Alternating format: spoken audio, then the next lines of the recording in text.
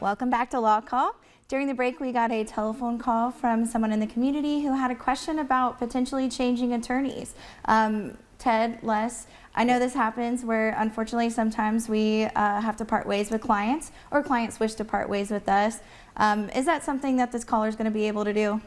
Absolutely. I mean, just like I tell people with their doctors, it's a very personal connection, and if you're not yeeing and hawing and not getting along, it's important that you get somebody that you can communicate effectively with and that is pursuing your interest favorably and doing what you're asking them to do and what you need to do to get a successful resolution in your case. So there's many attorneys in town, and so if you have a situation where one is not working out for you, I would absolutely suggest that you terminate that relationship and seek other counsel, because it's difficult, especially if you're in a court case, to try to navigate that on your own. And I would 100% recommend that you interview new attorneys and find one that works and fits for your case and your particular personality.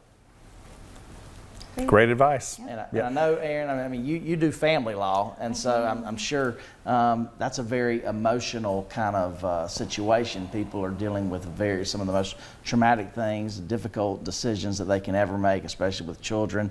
So how do you explain that to the clients, the situations that they're going to deal with, and trying to keep it professional and make it to where you can get to the successful end?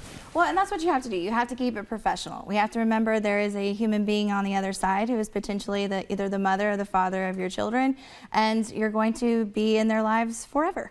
And it's once you put your differences aside and really focus on the best interest of the children, at least in my experience, people do seem to calm down and really just start tending to the children and doing their best to make sure that they can co-parent.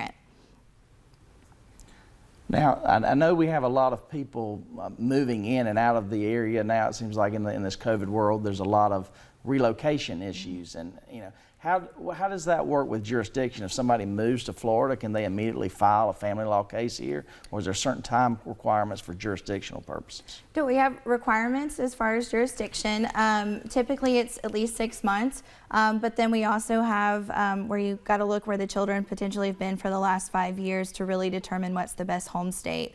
But Florida has a great relocation statute. Some people don't want to stay here their whole life. That's okay.